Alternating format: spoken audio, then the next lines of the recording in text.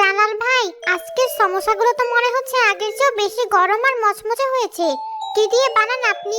এমন স্বাদ তো আর কোথাও পাই না। আর বলবেন না আপা, আপনাদের দোয়াই আমার রান্নার আসল মশলা। নিন, আরেকটা নিন। আজ একটু বেশি করে বানিয়েছি। না ভাই, আর পারবো না। দুটোতেই পেট ভরে গেছে, কিন্তু মন ভরেনি। আমার ছোট মেয়েটা আপনার সমোসার জন্য পাগল। ওর জন্য কয়েকটা বেঁধে দিন তো। অবশ্যই আপা, এখনই দিচ্ছি। মেয়ের জন্য আমার পক্ষ থেকে একটা বেশি দিয়ে দিলাম। ওকে আমার দোয়া দেবেন।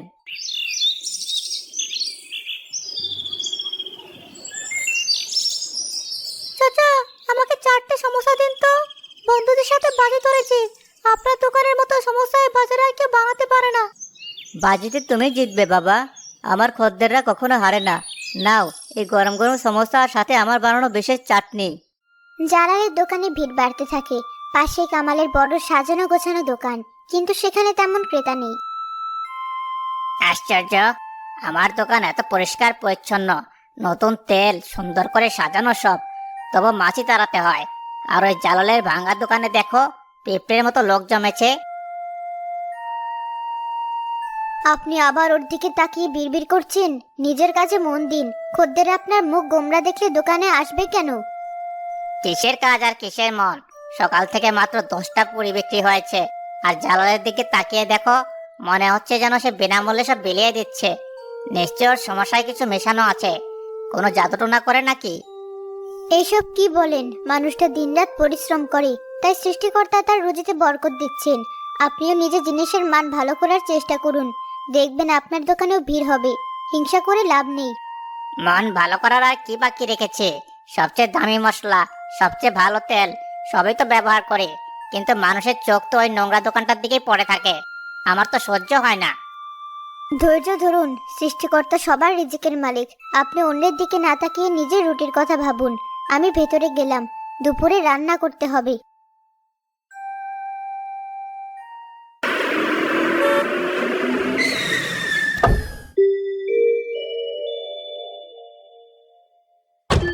এই সেই দোকান সালমা। এত ছোট একটা দোকান, আর তুই এর এত প্রশংসা করছিস?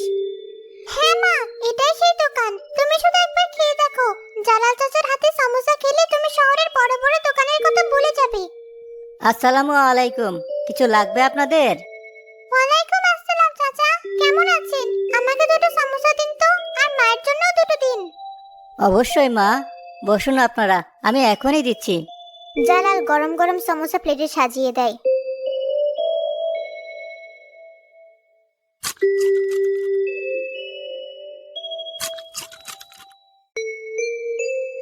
এটা তো সত্যিই অসাধারণ।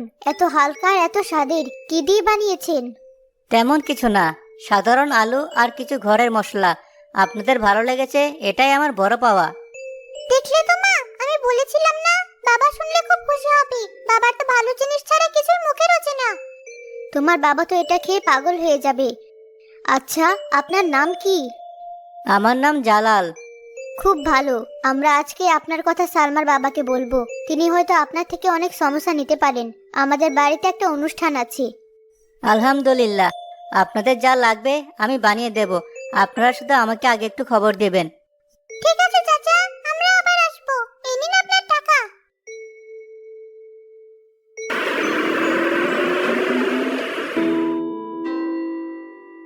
বড় গাড়ি নিয়ে ওর দোকানে? আমার দোকানে তো একটা রিক্সাও থামে না। কি আছে ওর মধ্যে? এর শেষ দেখে ছাড়বো আমি।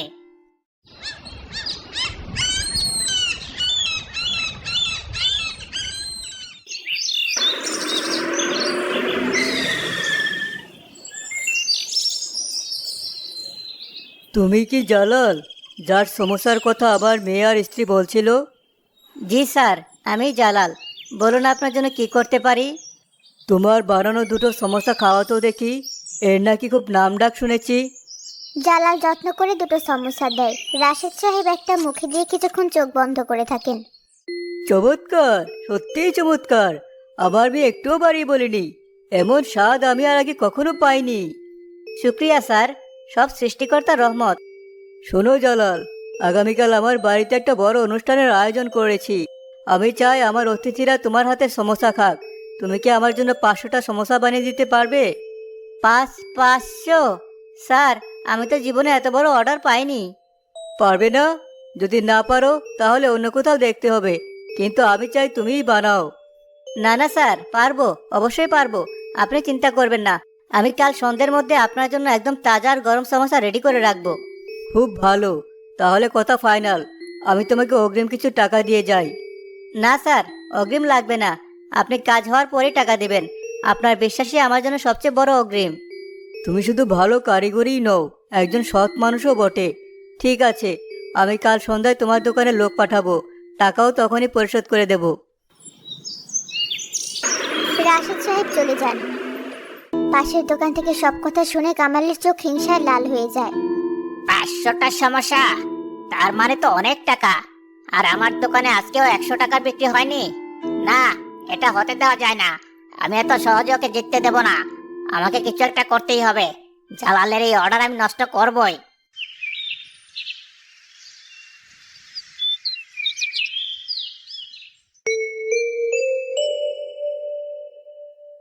আশা, ও আশা, কোথায় তুমি? শোনো, একটা দারুণ খবর আছে। কি হয়েছে? এত খুশি লাগছে কেন তোমাকে? দোকানে সব সমস্যা বিক্রি হয়ে গেছে? শুধু সব সমস্যা বিক্রি নয়, যা হয়েছে তা শুনলে তুমি বিশ্বাসই করতে পারবে না।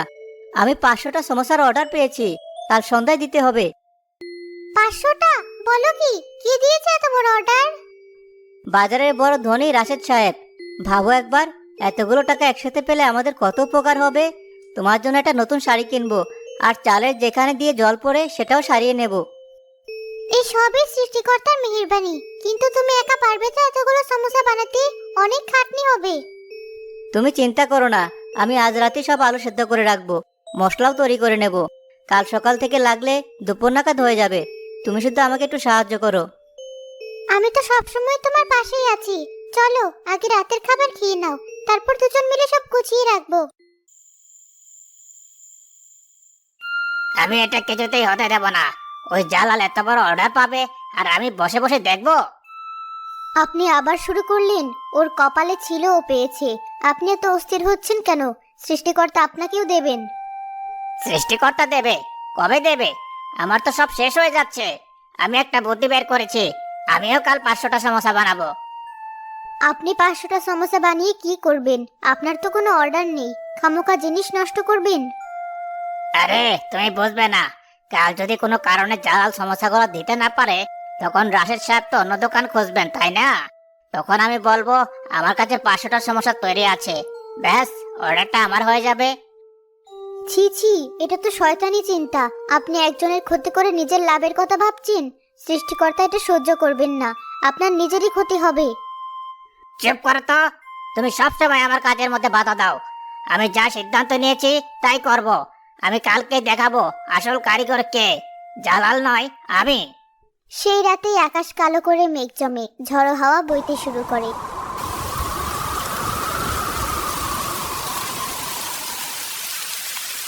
সর্বনাশ, এত জোরে বৃষ্টি! হে সৃষ্টিকর্তা, রহম করো। এই বৃষ্টি যদি কাল সকাল পর্যন্ত না থামে, আমি দোকানে যাব কি করে? এত চিন্তা করো না, সকাল হতে এখনো অনেক দেরি, হয়তো থেমে যাবে। তুমি ঘুমানোর চেষ্টা করো, কাল অনেক কাজ। রাত কেটে সকাল হয় কিন্তু বৃষ্টি থামে না। সকালে উঠে জালাল দেখে রাস্তাঘাটে জল জমে গেছে। এখন কি হবে আশা? দোকানে তো পৌঁছানোই মুশকিল। উপায় তো কিছু নেই, তোমাকে যেতেই হবে। রাশেদ সাহেবকে কথা দিয়েছো, একটা বড় ছাতা নিয়ে সাবধানে বেরিয়ে পড়ো। আমি সব জিনিসপত্র গুছিয়ে দিচ্ছি।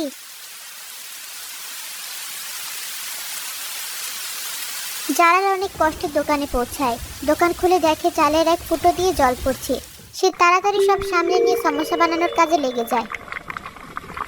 সৃষ্টিকর্তা, তুমিই ভরসা, আমার সম্মানটা রেখো। দুপুর নাগাদ জালাল অনেক কষ্টে 500টা সমস্যা বানিয়ে ফেলে। সে একটা বড় ঝুড়িতে সব সমস্যা সাজিয়ে নেয়। আমি তোমার জন্য খাবার নিয়ে এলাম, এগুলো খেয়ে নাও। আর সমস্যাগুলো কি তুমি গিয়ে দিয়ে আসবে? আকাশ কিন্তু এখনো মেঘলা। না আশা, এখন খাওয়ার সময় নেই, দেরি হয়ে যাচ্ছে। আমাকে নিয়ে যেতে হবে মনে হচ্ছে। আমি ঝুড়িটা মাথায় নিচ্ছি, তুমি দোয়া করো যেন ঠিকমতো পৌঁছাতে পারি।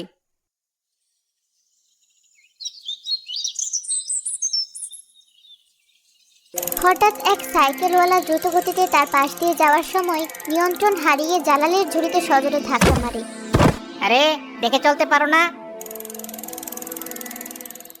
কিন্তু ততক্ষণে ঝুড়িটা জালালের মাথা থেকে ছিটকে মাটিতে পড়ে যায়। গরম গরম 5-6টা সমোসা কাদা মাটিতে মাখামাখি হয়ে যায়। হায় সৃষ্টিকর্তা, এ কি হয়ে গেল? আমার সব শেষ হয়ে গেল। আমার সব পরিশ্রম নষ্ট হয়ে গেল। এখন আমি রাশেদ সাহেবকে কি জবাব দেব? আমার সম্মান, আমার বিশ্বাস সব মাটিতে মিশে গেল। বৃষ্টির বেগ হঠাৎ বেড়ে যায়। জালাল পুরোপুরি ভিজে যায়। সে হতাশ হয়ে ভাঙা মন নিয়ে কাঁপতে কাঁপতে বাড়ির দিকে ফিরে যায়।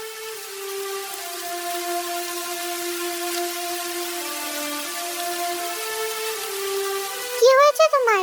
এমন অবস্থা কেন? সমস্যাগুলো কোথায়? পৌঁছে দিয়েছো? সব শেষ হয়ে গেছে আশা। সব সমস্যা মাটিতে পড়ে নষ্ট হয়ে গেছে। একটা দুর্ঘটনা। তুমি ঠিক আছো তো? তোমার লাগেনি তো? সমস্যার চিন্তা ছাড়ো। তোমার কিছু হলে আমি কি করতাম? আমার কিছু হয়নি, কিন্তু আমার সম্মানটা গেল। রাশেদ সাহেব দোকানে এসে আমাকে না পেয়ে কত রেগে যাবেন। তিনি হয়তো ভাববেন আমি একজন মিথ্যাবাদী। তুমি শান্ত হও। যা হয়েছে তাতে তোমার কোনো হাত ছিল না। সৃষ্টিকর্তা যা করেন ভালোর জন্যই করেন। তুমি কাপড় পাল্টে নাও, আমি গরম চা করে আনছি।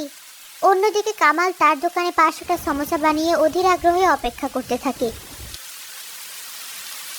বৃষ্টিটা ঠিক সময় বেড়েছে।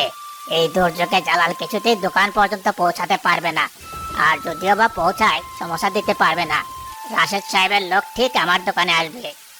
আপনি এখনো অন্যের অমঙ্গলের আশায় বসে আছেন? আপনার কি একটুও ভয় করছে না? ভয় কিসের? আমি তো কারো ক্ষতি করিনি। যা করছে ওই আসমান করছে। আমি তো শুধু সুযোগের সদ্ব্যবহার করব। আজ আমার কপাল খুলবে, দেখে নিও। সন্ধ্যা গড়িয়ে রাত হয়। প্রবল বৃষ্টির কারণে বাজার প্রায় জনশূন্য। রাশেদ সাহেবের কোনো লোক আসে না। এমনকি অন্য কোনো ক্রেতাও কামালের দোকানের সামনে দিয়ে যায় না। কি ব্যাপার? এত রাত হয়ে গেল, কেউ তো এলো না। রাশেদ সাহেব কি তাহলে অর্ডার বাতিল করে দিলেন? হয়তো এই বৃষ্টির জন্য অনুষ্ঠানই হচ্ছে না। আপনার বানানো 500টা সমোসার এখন কি হবে? আরে হবে কিছু একটা। কাল সকালে গরম করে বিক্রি করে দেব। আমার সমস্যা তো আর জালালের মতো খারাপ না যে বাসি হলে স্বাদ নষ্ট হয়ে যাবে।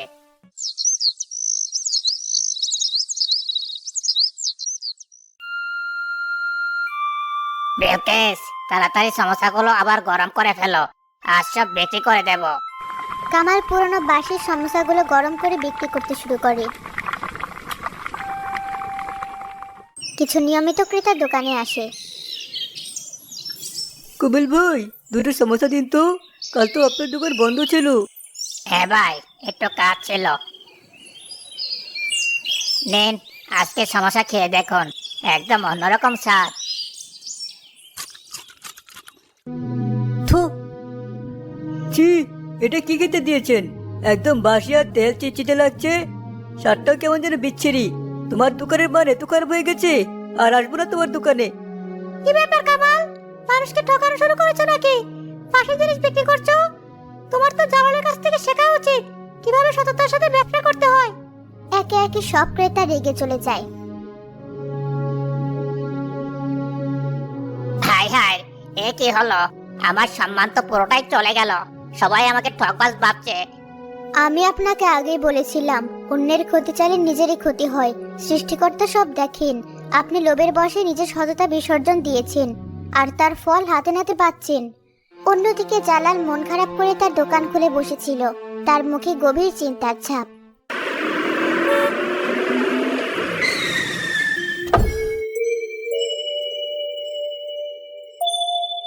জালাল, কেমন আছো? তোমার দোকানের সামনে এসেছিলাম কাল, কিন্তু দোকান বন্ধ ছিল আর প্রচন্ড বৃষ্টিও ছিল। স্যার, আমি আপনার কাছে লজ্জিত।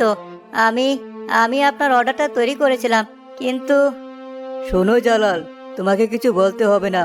কালকে যা পরিস্থিতি ছিল তাতে কারো পক্ষে বাইরে বানানো সম্ভব ছিল না। প্রবল বৃষ্টির কারণে আমরা অনুষ্ঠানটা বাতিল করে দিয়েছি। বাতিল করে দিয়েছেন? হ্যাঁ, তাই আমি আজ এসেছি তোমার পরিশ্রমের মূল্য দিতে। আমি জানি তুমি নিশ্চয়ই কথা রাখার জন্য সমস্যাগুলো বানিয়েছিলে। তোমার তো অনেক টাকার জিনিসপত্র নষ্ট হয়েছে। আমি তোমার ক্ষতি হতে দিতে পারি না। রাশেদ সাহেব পকেট থেকে টাকা বের করে জালালের হাতে দেন। এই নাও, এখানে 250টা সমস্যার দাম আছে। যেহেতু আমি নিতে পারিনি, তাই পুরো টাকাটা দিলাম না, কিন্তু তোমার পরিশ্রম আর সততার জন্য এটুকু সম্মান আমি তোমাকে দিতেই পারি। স্যার, আপনি এত মহান, আমি তো ভেবেছিলাম আপনি আমাকে ভুল বুঝবেন। ধন্যবাদ স্যার, অনেক অনেক ধন্যবাদ। সবসময় সততার সাথে কাজ করবে, দেখবে সৃষ্টিকর্তা কখনো তোমার হাত ছাড়বেন না। আমি এখন আসি। রাশেদ সাহেব চলে যান। পাশের দোকান থেকে কামাল এই পুরো দৃশ্যটা দেখে হতবাক হয়ে যায়। আমি ভেবেছিলাম পুরো 500টা সমোসার অর্ডার, কিন্তু সাহেব তো 250টার দাম দিলেন, কারণ অনুষ্ঠানই হয়নি। তার মানে জালালের সমোসা নষ্ট না হলেও সে পুরো টাকা পেত না। আর আমি অন্যায়ভাবে লাভ করার জন্য নিজের 500টা সমোসা বানিয়ে পুরোটাই নষ্ট করলাম, আবার খদ্দেরের কাছে সম্মান হারালাম।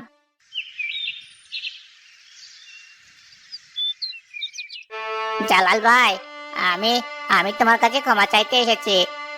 কামাল ভাই, আপনি কিসের ক্ষমা? আমি তোমার ভালো দেখে হিংসে করতাম। আমি তোমার 500টা সমস্যার অর্ডার পাওয়ার কথা শুনে জলে পড়ে যাচ্ছিলাম। আমি চেয়েছিলাম তোমার কাজটা নষ্ট হোক, যাতে আমি সুযোগটা নিতে পারি।